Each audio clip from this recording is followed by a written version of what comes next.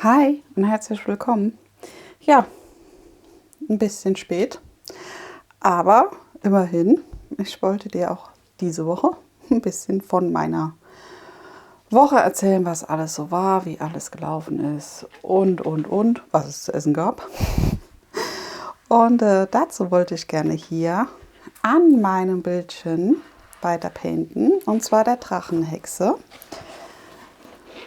von dem Shop Tini Schnickschnack der Künstlerin Sandrietta AI, das ich ja zum Event painte von der lieben Perla, der lieben Heike von Facebook, und zwar Happy Love. Da kann man ja das painten von seiner Lieblingsfirma, Lieblingskünstler, Lieblingsfarben, also was einen glücklich macht. Und ich habe mich dazu entschieden, meinen Mann aussuchen zu lassen, was ich painte, weil er mich ja auch glücklich macht. Ja, genau. Ja, heute am Sonntag dürfen wir die Nummer 12 painten. Es wird immer eine Zahl gezogen, also die du dann painten darfst alle 2 Tage. Oder du paintest, glaube ich, manche machen das auch, die painten nach und nach. Also die haben keine Zahl auf ihrem Bild stehen, sondern die painten dann alle 2 Tage immer ein Fältchen. Genau. Ja, ich habe die Zahlen hier drauf stehen und ich painte nach den Zahlen. Ich bin mal gespannt, ob es hier bei dem Bild ja, zu Verschiebungen kommt, zu Lücken kommt. Deswegen finde ich das ganz interessant. Ich hatte ja schon für das Happy Herbst Event letztes Jahr ein Bild von Shiny Diamond Painting. Das hat wunderbar geklappt. Und für den Winter, wir hatten im Winter, im Dezember, November, Dezember auch ein Event. Ich weiß gerade nicht mehr, wie es hieß. Winter Animal. Also sowas in dem Dreh. Und da hatte ich ein Bild von Karat Art. Da hat das auch wunderbar funktioniert. Also man hat nirgends Übergänge gesehen. Also sozusagen so die Kästchen, die man dann einzeln gepaintet hat, dass man da so eine Lücke oder sowas hatte. Das war bei denen nicht. Und ich denke mal, dass das hier hoffentlich, Finger gekreuzt, genauso ist. Denn die Qualität von Tini Schnickschnack, von ihren Steinchen, ist ja auch super. Zumindest die Bilder, die ich bis jetzt hatte und auch gepaintet habe. Deswegen, ja, denke ich mal, wird das hier genauso sein. Ja, so, ich muss jetzt gerade mal gucken. Ich habe einmal das Coverchen dazu geholt. Die 12, ich mache das so ein bisschen höher, damit ich da auch was sehe. Ich muss mir leider ein bisschen Licht anmachen, denn ja, ich sehe das nicht so gut. Ich hoffe, das spiegelt jetzt nicht zu doll. Ja, ein bisschen schon. Aber ich hole dich ja gleich näher ran für dieses Feld, denke ich mal. Und dann ist hier die Spiegelung weg. Ich habe mir nämlich eine neue Lampe gekauft, aber irgendwie stand da drauf, ohne Spiegelung, war im Angebot. Aber leider hat sie doch die Spiegelung auf der Folie. Ich weiß auch nicht, wie das andere machen, ob es da vielleicht auch was Spezielles gibt für die Kamera oder so. Keine Ahnung. Aber ich habe es bis jetzt noch nicht gefunden. Von daher ist es bei mir halt so. Ich probiere das immer so ein bisschen wegzuhalten, dass das nicht zu stark spiegelt. Aber manchmal kann man das auch nicht verhindern. Ja, genau. So. Ich painte mit dem Stiftchen hier von Diamond Art Club. Ein großer Aufsetzer ist hinten dran und dieses zum Drehen, zum Rausdrehen. Ich bin damit jetzt nicht so weiß nicht. Also ich finde es sehr gut, um Gottes Willen. Aber ich kriege das so dann nicht mehr gedreht. Dafür bin ich zu schwach. Ich muss mir den letzten habe ich mir einfach aufgedreht und dann habe ich den so raus, also auf die Tischplatte gemacht. Und da so ein bisschen Wachs raus oder Putty rauszubekommen. Ja, normalerweise drehst du den einfach nur so. Mir passiert es halt, wenn ich ihn in der Einstellung habe, dass wenn ich das Steinchen setze und dann Korrektur schiebe, dass ich mir das hier vorne ein bisschen lockerer drehe. Aber das ist Kniff und Trick. Das wird man mit der Zeit lernen, denke ich mal, dass das nicht mehr passiert. Ja. Ist halt ein Lernprozess. Was soll ich anderes sagen? Für mich. Andere haben das bestimmt richtig zackig drauf. Ich nicht so, aber ist auch nicht schlimm. Ja, ich habe das Bildchen hier in meinem Koffer. Das Bildchen habe ich auch erst vorbereitet. Denn das Event ist zum 1. Februar gestartet, also letzte Woche Samstag. Wie gesagt, das ist heute der 9. Februar, Sonntag. Und ja, trotzdem wollte ich euch noch den Wochenrückblick von mir geben. Ich werde ein bisschen painten dabei und dann einfach so ein bisschen von der Woche erzählen und alles ein bisschen Revue passieren lassen. Denn die Woche war irgendwie ganz schön voll. Ja, ich ziehe mir das dann immer so ab. Ich habe mir das mit einem Nahtauftrenner und Edding habe ich mir das vorbereitet, also Lineal angelegt und mit dem Edding dann die Linien gezogen und dann mit dem Nahtauftrenner vom Nähen bin ich durch die Folie gegangen. Finde ich, ist ganz praktisch und dadurch hat man auch so eine kleine Umrandung, dass man sieht, wie weit man painten kann, bis wohin alles geht. Da achte ich halt auch drauf, wenn ich mit dem Nahtauftrenner durchgehe, dass ich den Eddingstrich immer so ziemlich mittig habe, damit das einigermaßen passt. Ja, dann habe ich ein blaues Schiffchen noch mit dabei. Das habe ich jetzt auch die ganze Zeit so bei dem Bild benutzt. Ja, ich würde sagen, dann starte ich einfach mal. Ja, die Woche bei uns, wie gesagt, war relativ voll.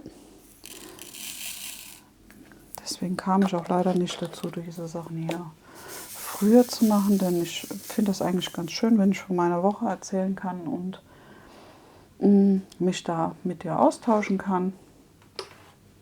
Das ist eine schöne Abwechslung für mich, mag ich sehr gerne. Und deswegen würde ich das doch ganz gerne beibehalten. Ja, was war die Woche so los? Mein Mann war beruflich wieder unterwegs und also es ist ja öfters und wir sind dann sozusagen alleine. Meine Mama sagt dann immer, du bist eine Strohwitwe, sag ich ja. Das ist halt so. Aber ich finde immer, wenn die Arbeit Spaß macht, warum soll man die Sachen ändern? Ne? Ja. Aber dadurch haben wir dann halt immer ein bisschen mehr zu tun. Auch die Kinder und ich. Aber das ist nicht schlimm. Damit kommen wir ganz gut klar. Ja, also ich war die Woche wieder ganz normal arbeiten. Da ist auch alles top, tippitoppi. Wir haben jetzt eine Baustelle auf der Arbeit. Da müssen wir jetzt immer so ein bisschen, ist auch lustig. Wir sind knapp 30 Leute. Und mehr wie die Hälfte von uns fährt eigentlich mit dem Auto. Denn wenn ich von mir aus mit den öffentlichen Verkehrsmitteln fahren wollte auf die Arbeit, bin ich eine gute Stunde unterwegs. Wenn ich aber mit dem Auto fahre, nur 20 Minuten. Und ja, deswegen muss ich ehrlich gestehen, bevorzuge ich das Auto. Denn wenn dann irgendwas ist bei den öffentlichen Verkehrsmitteln, das zum Beispiel, also ich müsste Bus, Zug und Bus nehmen, so nach dem Motto, und wenn dann irgendwas davon ausfällt, dann stehe ich halt da. Ne? Ja, und wenn was bei den Kindern wäre, wäre ich halt auch nicht so schnell unterwegs, sondern müsste erst gucken, wie, welches, wer fährt, wie, wo, was. Und ja, mit dem Auto bin ich da halt wirklich definitiv unabhängiger und weniger unter Druck. Ja, aber wie gesagt, ja. Unsere Parkplätze sind zurzeit gesperrt. Jetzt müssen wir alle irgendwie gucken, wo wir parken. Also mein Arbeitgeber stellt uns Parkplätze zur Verfügung. Aber durch Baumaßnahmen sind die halt jetzt gesperrt. Ein paar Wochen ist auch nicht schlimm. Die Zeit geht rum. Aber ich finde es ganz süß. Jetzt sind wir alle immer da so ein bisschen am gucken, wie parken wir, wo parken wir, ei, wann fährst du denn, ei, dann komme ich dann. Und das ist ganz, ganz goldig irgendwie. Ja, genau. Ich bin immer ja recht früh da. Deswegen habe ich da nicht so einen Struggle wie andere. Aber gut, das liegt auch, wie gesagt, daran, dass ich ein früher Mensch bin. Also ich bin früh wach und gehe auch gerne früh arbeiten. Und deswegen komme ich dann nicht so in die Bredouille, als wenn alle, also ein Großteil kommt so zwischen 8 und 9, was ja auch um Himmels Willen normal und völlig gut ist und alles super. Ja, also nicht falsch verstehen. Aber da ist dann schon, ich musste da und da parken und so weit laufen. Also ja, das ist dann halt, ne? Das finde ich immer ganz, ganz süß und goldig. Aber wie gesagt, ist noch ein paar Wochen und dann ist das wieder weg, die Baustelle. Also wird sich das wieder geben. Ja, so viel dazu. Dann war ich die Woche noch schön einkaufen mit meinem Großen. Der ist da immer ganz fleißig und hilft. Also da muss ich ja wirklich sagen, das ist immer top. Denn sobald er hört, dass ich irgendwie einen Kasten Milch kaufen muss oder Sprudel kaufe, dann ist er sozusagen mit am Start. Und dann fährt er mit und macht die schweren Sachen sozusagen. Ja. Also gentleman-like. Ja. Und es hat auch diese Woche wieder sehr gut geklappt. Ich habe ja wieder einen Essensplan mit den Kindern aufgestellt. Und die Sachen war ich dann am Montag kaufen. Ich habe deswegen dann extra ein bisschen früher Schluss gemacht. Und war dann schön einkaufen mit meinem Sohnemann. Und das haben wir dann auch alles die Woche über gekocht. Also ich muss wirklich sagen, das klappt ganz gut. Das Einzige, was ich die Woche nochmal neu gekauft hatte, war Salat und Gurken, also so frische Sachen habe ich nochmal neu geholt.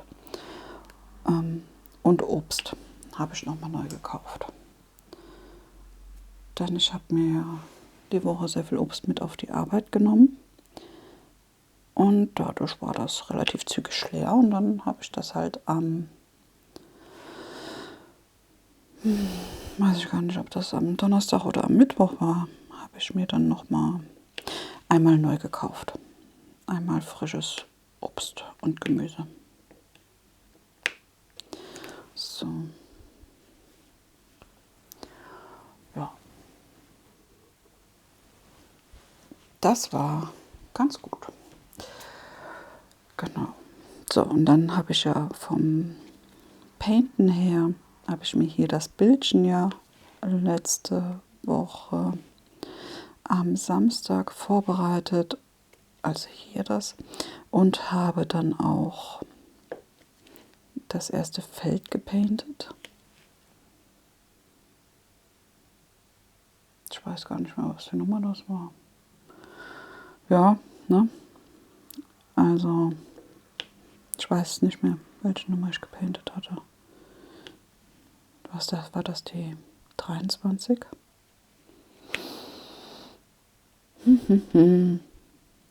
Ich weiß nicht. Auf jeden Fall habe ich dann das erste Feld gepaintet, auch gleichzeitig, weil am Samstag ja das erste Feld gepaintet werden durfte. Und ja, das hat ganz gut alles geklappt. Ja, was hatte ich noch gemacht? Ich habe dann noch am Sonntag meinen Monatsrückblick gedreht. War das am Sonntag? Ja. Also meinen Monatsrückblick gedreht. Das muss ich mir unbedingt mal aufschreiben, dass ich das so ungefähr wenigstens noch weiß. Ist ja schlimm, dass man das so schnell rüberschiebt sozusagen, die Daten. Das hätte ich jetzt nicht gedacht, aber gut. Ja, den habe ich noch gemacht. Den hast du aber vielleicht schon gesehen, garantiert nicht, aber vielleicht schon gesehen. Und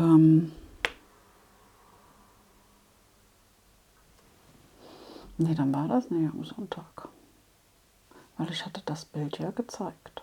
Und da hatte ich noch kein Feld gepaintet. War das dann auch am Samstag? Am Samstag? Oder am 31.? Ach, ist egal.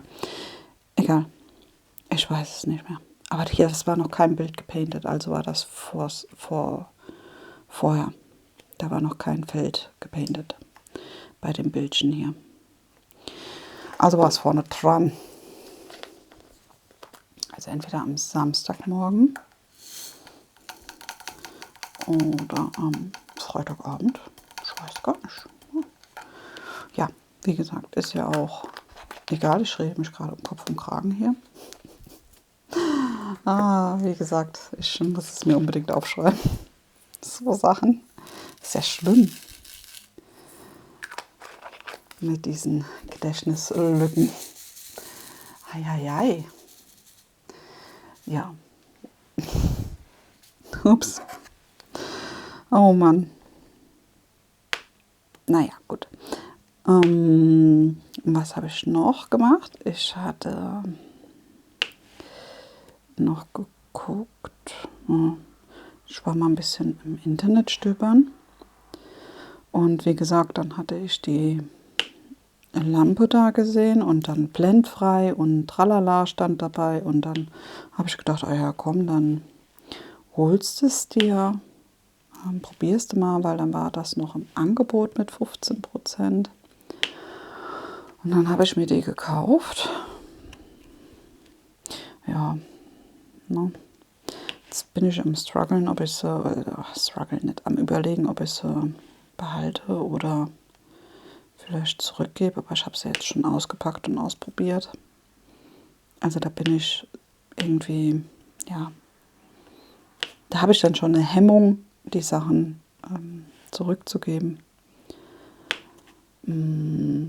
Wobei, es hält ja auch nicht, was es verspricht. Aber ich weiß auch nicht, ob dieses Blenden vielleicht darauf bezogen war, für auf weiß, also wenn man von einem weißen Blatt halt liest. Ja, da gibt es ja auch, dass das manchmal richtig stark blenden kann. Also, dass das Weiß so extrem weiß ist. Ich weiß jetzt nicht, wie ich es genau erklären soll, aber vielleicht weißt du, was ich meine. Und vielleicht war auch das gemeint, weil die Folie hier, ich meine, die spiegelt halt und das blendet ja dann auch. Das, vielleicht gibt es aber auch extra Lampen fürs Diamond Painting. die man da nutzen kann. Ich weiß nicht, vielleicht hast du da irgendwas? Kannst mir da mal einen Tipp geben?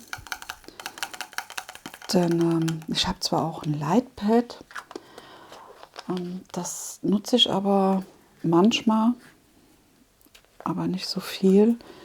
Das kommt immer dann auf den Druck drauf an. Und das ist, ja, wie soll ich sagen? Also ich nutze Lightpad, aber ich mag es nicht, wenn ich dann so einen Absatz nochmal im Bild habe. Also nochmal eine Kante sozusagen, wo ich den Arm dann drauf ablege und so. Oh je, das hört sich jetzt auch ein bisschen komisch an, aber gut, das ist halt, ne?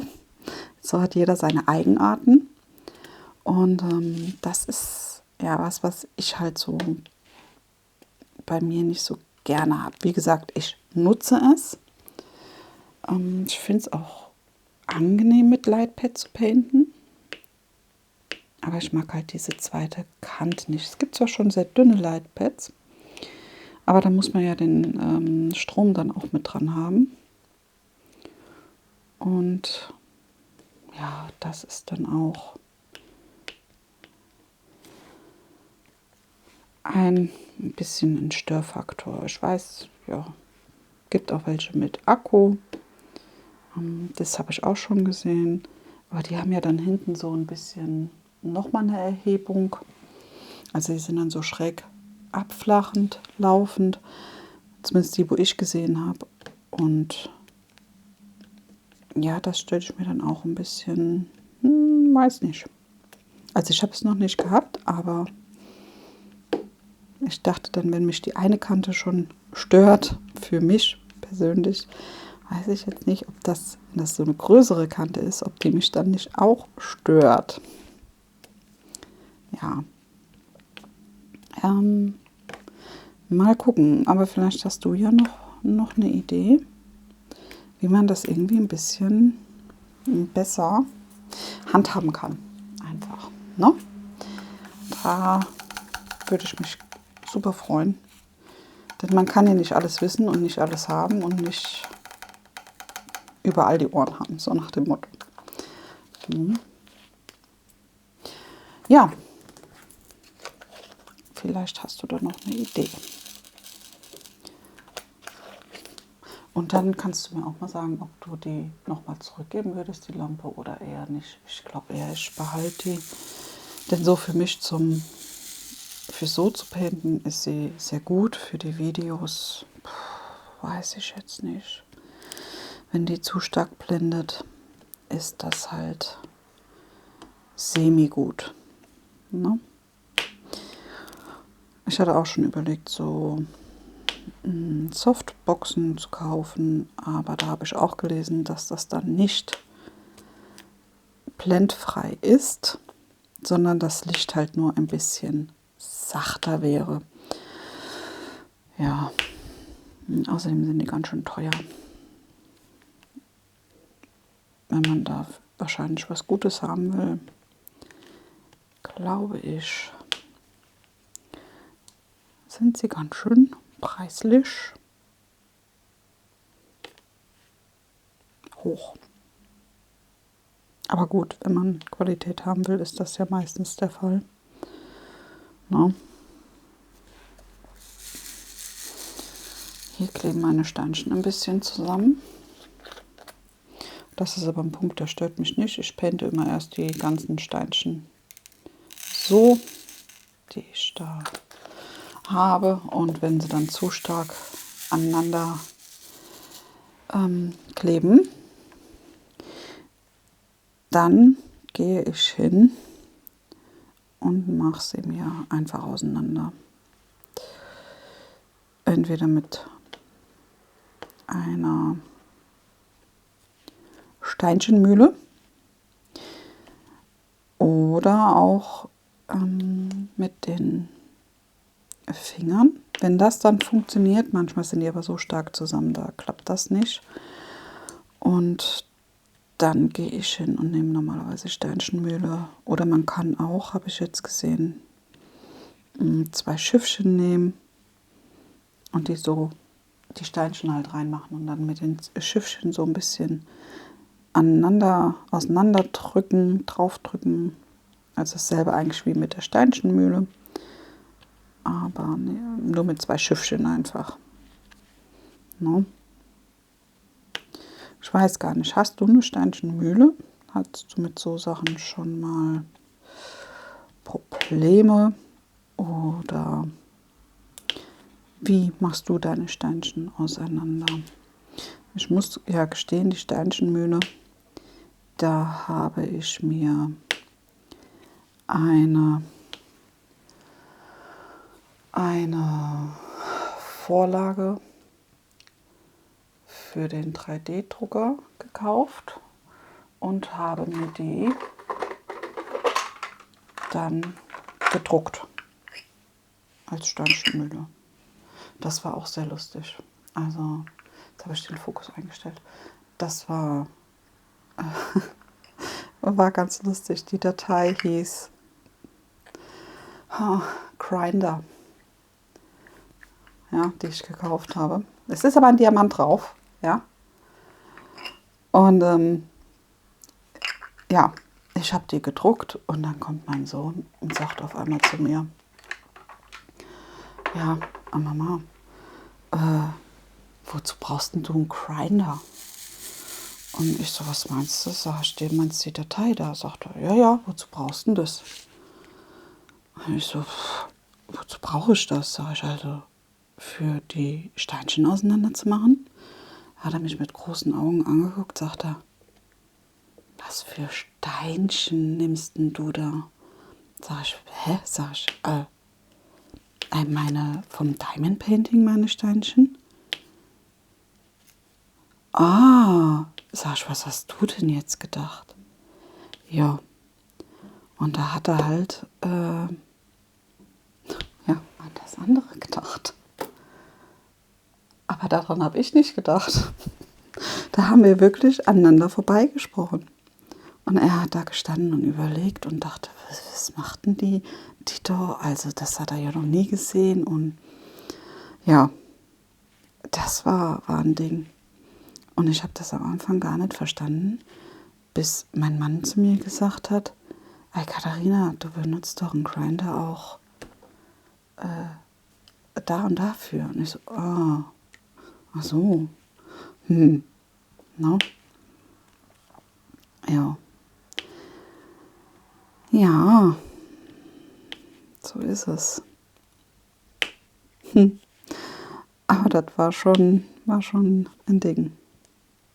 Jo, naja. Auf jeden Fall, die Datei hatte ich mir da gekauft und das ist auch, wie gesagt, dann nur für den Privatgebrauch. Ja. Da finde ich immer ganz gut. Ne? Die Dateien, die Leute, die Dateien dann zur Verfügung stellen, das finde ich persönlich super. Was ich nicht so mag, ist, wenn die, ja, ne, wenn bei den Dateien dann extra dabei steht, das ist nur für den Privatgebrauch und dann sieht man das auf anderen Plattformen, wie das von mehreren verkauft wird. Finde ich immer ein bisschen schade. Aber gut, da ist muss jeder selber wissen, wie er das handhabt und macht. Wobei ich ehrlich gestehen müsste, wird eine Freundin zu mir sagen, die vielleicht auch Diamond Painting macht, sie bräuchte das auch mal und ob ich ihr das drucken könnte, würde ich ihr das wahrscheinlich auch drucken. Aber halt nicht verkaufen. Nee, das würde ich glaube ich, nee. Ja. Ja, so ist das. So, jetzt kommen wir nochmal zu anderen Themen. Als wir dazu. Ich weiß nicht, kam die Woche gar nicht so viel zum Painten. Ich war am Dienstagabend noch unterwegs. Da kam ich spät.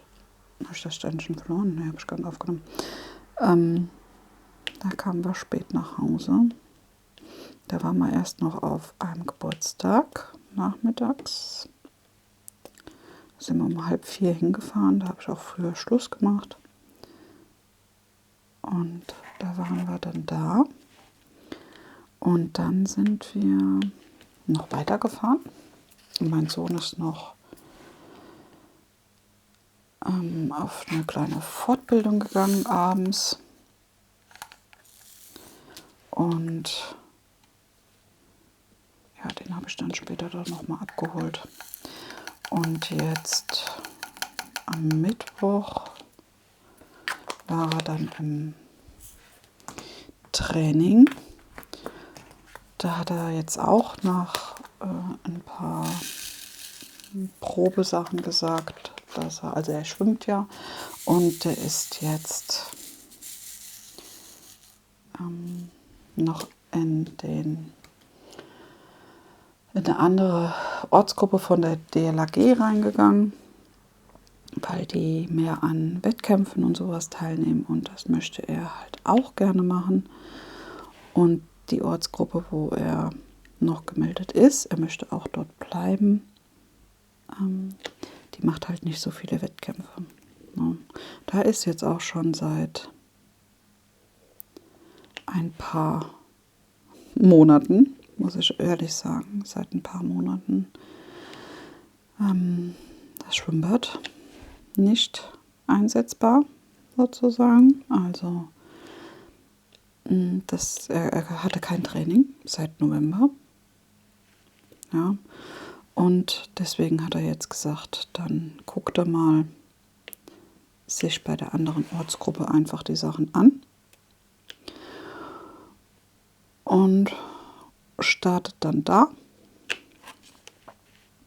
Und das hat er auch gemacht. Und die Trainer dort haben auch gesagt, er kann gerne kommen, aber er muss halt der Ortsgruppe beitreten. Ja, das machen wir dann jetzt auch, wenn sein Herz daran hängt. Bin ich da wirklich die Letzte, die da Nein zu sagt.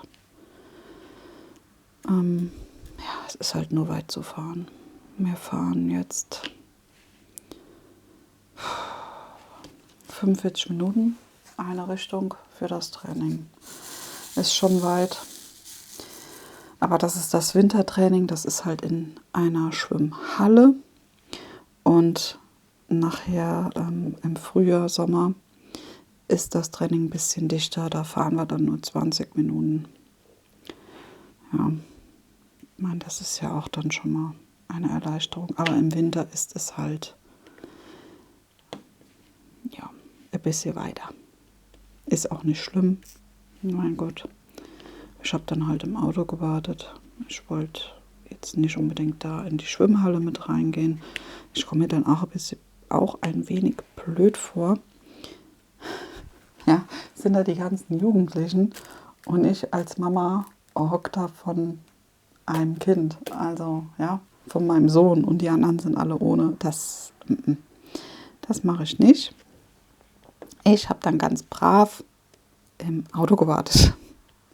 War zwar ganz schön kalt, weil ich mir auch gedacht habe, wenn ich jetzt hier 1,5 Stunden Motor laufen lasse oder sowas, also sowas würde ich niemals tun. Es ist für mich Verschwendung, aber es war halt ein bisschen kühl. Und dadurch, dass das halt bis 8:30 ging, das Training, halt schon noch im Dunkeln ist, wollte ich auch nicht draußen spazieren gehen. Da hatte ich dann auch keine Lust drauf. Was ich mir jetzt vorgenommen habe, ist, dass ich da einkaufen gehe. Denn dann habe ich da auch was zu tun. Und mit 1,5 Stunden Training kann ich auch locker und gut einkaufen gehen. Also Kleinigkeiten einkaufen gehen. Nicht Klamotten oder sowas, sondern ja. Ne? Mal gucken. Das nächste Mal am Mittwoch wieder. Muss ich mal schauen, denn ich glaube, da waren die gängigen Discounter in der Nähe. Und wenn ich noch mal 5 oder 10 Minuten fahren müsste, wäre das ja auch nicht schlimm. Aber dann muss ich gucken, dass ich den Einkauf irgendwie anders strukturiert kriege. Ja, Denn nur gucken gehen durch die Geschäfte, weiß nicht. Ich bin nicht so die Einkaufsmaus. Ich habe das nicht so gerne. Also von daher, wenn ich es vermeiden könnte, wäre das super. Aber ich finde, für das würde es sich super anbieten. Ja, und dann waren wir da. Da sind wir dann heimgefahren später. Und dann war er platt. Das erste Mal, dass mein Sohn wieder richtig schön ausgepowert war. Und er war so glücklich. Also dem fehlt das, wenn der nicht richtig sich auspowern kann, das fehlt dem. Und deswegen fahre ich das sehr, sehr gerne hin und unterstütze ihn dabei. Ja. Ja, aber gut, ist halt ein bisschen mit Warten verbunden, aber was soll's. Solange er glücklich ist, passt mir das auch. Und wie gesagt, im Frühjahr, Sommer ist es ja nachher woanders. No, da ist es dann nur noch 20 Minuten und da passt das dann auch super. Ja, genau. Das war einmal so die Woche. Ja, dann kommen wir mal zu den Sachen, was ich gekocht habe die Woche. Also ich muss gestehen, die Woche war eine recht einfache, schnelle Woche. Aber ich hätte nicht gedacht, dass das alles dann doch noch so lecker schmeckt. No?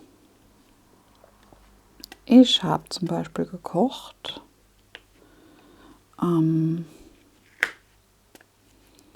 Montag die Nudeln mit einer ganz einfachen, schlichten Tomatensauce, aber selbst gemacht. Also gar kein gekauftes, sondern selbstgemachte Tomatensauce. Die gibt es bei uns eigentlich regelmäßig. Ja, also mit Zwiebeln und Knoblauch andünsten, anbraten und dann passierte Tomaten und abschmecken und tralala. Sehr schön. Also finde ich persönlich immer sehr lecker. Und es ist ein schnelles, einfaches Essen. Ja, ja. Am Dienstag, das war auch ein flottes Essen, weil wir ja erst noch auf den Geburtstag waren und danach noch unterwegs waren. Da habe ich abends wirklich ganz einfach aufgewärmt. Vom Sonntag. Ja, jetzt weiß ich gerade nicht mehr, wo ich war. Ah, die Kinder kamen gerade rein. Es ist ja Sonntag und ich habe noch nicht gekocht. Ach, am Dienstag hatten wir das Gewärmtes, da war ich. Das Gewärmte. Und da hatte ich aufgewärmt den Spießbraten von dem, also als vom Sonntagessen hatten wir noch übrig. Und das war Spießbraten. Rollbraten. Und da waren Nudeln übrig und ein Stück Fleisch noch und Soße. Und dann habe ich das Fleisch einfach, das so dick, habe ich einfach super klein geschnitten, ganz fein geschnitten und habe das dann mit der Soße und den Nudeln in der Pfanne warm gemacht.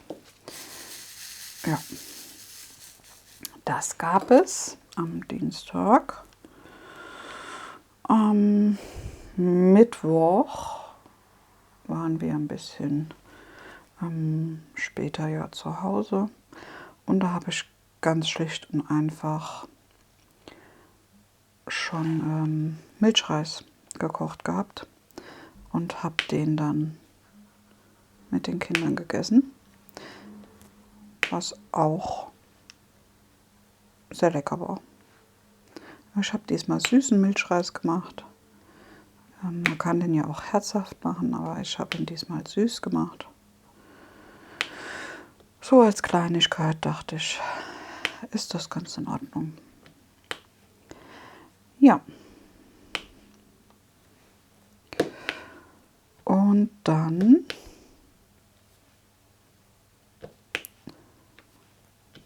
der Donnerstag.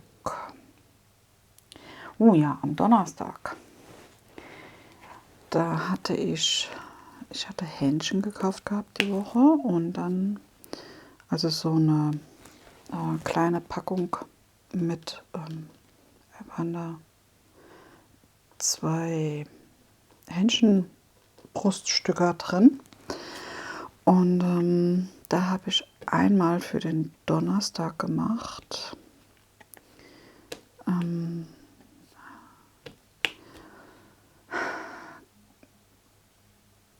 Wie heißt's? Hähnchen in Sahnesoße, Zwiebelsahnesoße habe ich gemacht und habe davon für halt eine Hähnchenbrust einfach klein geschnitten und die angebraten mit Sahne und Zwiebeln und Knoblauch gebraten. Und dazu gab es dann, wie heißen sie? Nudeln. Die haben, ich weiß gar nicht, das waren so abgepackte Nudeln. Sind das Bandnudeln? Waren das, glaube ich. Die habe ich dann dazu gemacht. Aber alles nachher in einer Pfanne. Also alles zusammengemischt. Fertig. Aus dem Haus. Und am Freitag, das war auch sehr lecker. Da habe ich Kartoffeln klein geschnitten in feine Scheiben und habe die Kartoffeln und Paprika und Zwiebeln und Knoblauch angebraten und habe die Kartoffeln dazu getan.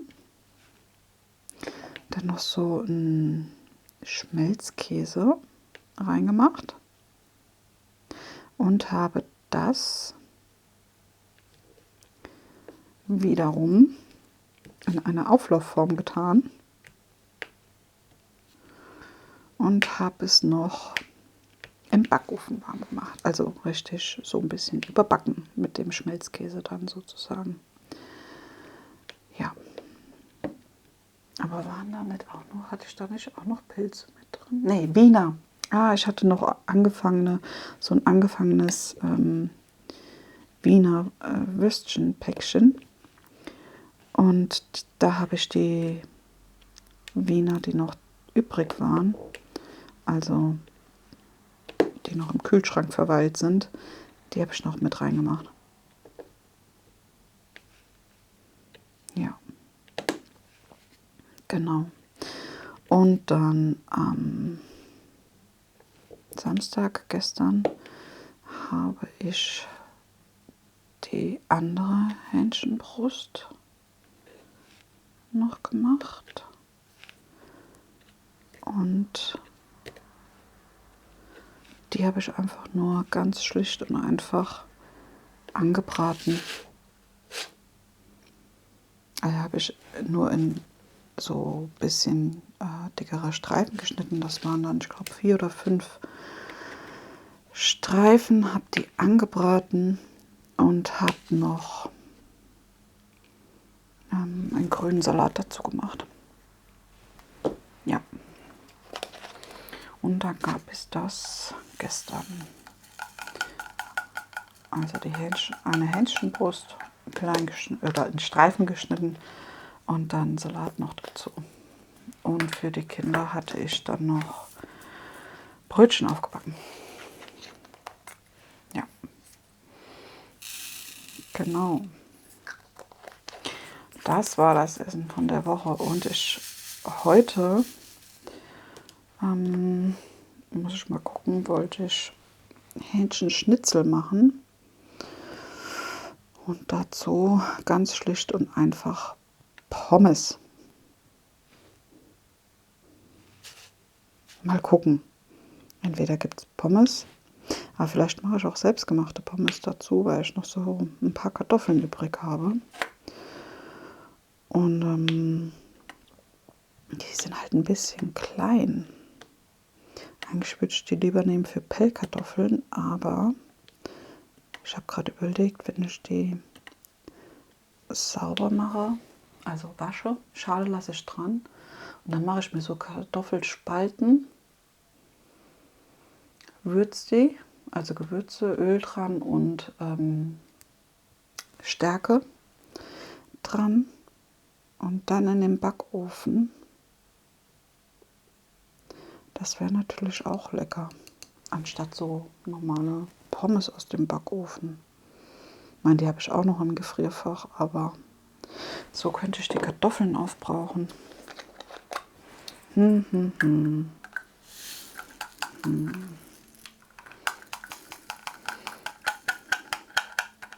ich glaube, ich mache so selbstgemachte Kartoffelspalten. Ich glaube, das ist ganz gut. Und dazu dann die Schnitzel.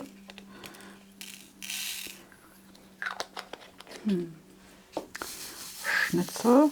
Und dann hätte ich aber noch entweder gern ein Gemüse oder einen Salat dazu. Also Salat habe ich auch noch. Ich habe grünen Salat gekauft. Dann habe ich noch einen Teil fertig im Kühlschrank. Den könnte ich auch noch dazu machen. Also fertig gewaschen und geschnitten habe ich den. Ich mache den Salatkopf immer komplett. Und ich habe da so eine Schüssel, wo drin sich die Sachen sehr gut halten. Oder so eine Vorratsdose. Die halten sich da drin wirklich Bombe. So angeschnittener Salat oder die, wo ich früher immer Probleme hatte bei der Lagerung, sind Möhren. Die hatte ich ja gekauft und dann gefühlt 2 Tage später waren sie schlecht. Oder hatten diesen Schimmel an der Pelle. Und das habe ich jetzt nicht mehr, seitdem ich die Döschen da benutze. Diese Aufbewahrung. Ja. Seitdem halten die sich. Ich könnte. Ja, ich glaube, ich mache dann den Salat dazu. Dann ist der auch aufgebraucht. Jetzt muss ich noch überlegen, habe ich noch Tomaten? Weil dann würde ich grünen Salat und Tomaten machen. Mit einem Essigöl-Dressing. Und das dann dazu machen. Ich finde, das ist eine ganz gute Kombi.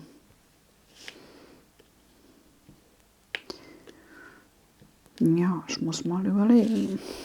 Oder ich müsste jetzt langsam einen Plan haben.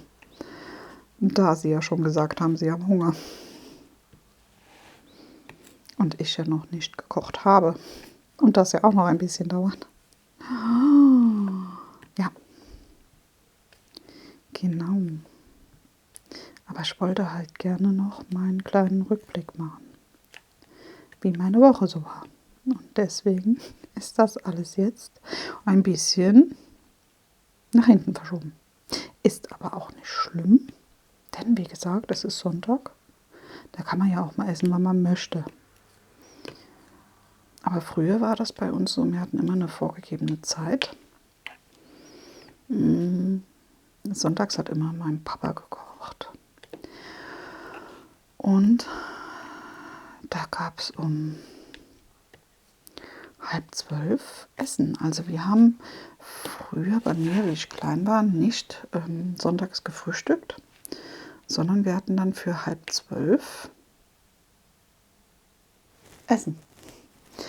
Ja, also Mittagessen. Genau. Und dann gab es abends immer, oder abends um 4, hatte ich dann immer noch, entweder ich oder meine Schwester, Kuchen gebacken. Und dann gab es einen Kuchen dabei. Das war früher unser Sonntag. Ja, was sich die Sachen so ändern. Ja. Wie war das bei dir früher? Habt ihr auch zu einer bestimmten Zeit gegessen oder esst ihr immer noch zu einer bestimmten Zeit? Also ich muss sagen, sonntags ist das bei uns ganz, ganz rausgefallen. Ja, genau. So, ich würde sagen, ich mache jetzt hier eine kurze Pause und gehe kochen für die Kinder.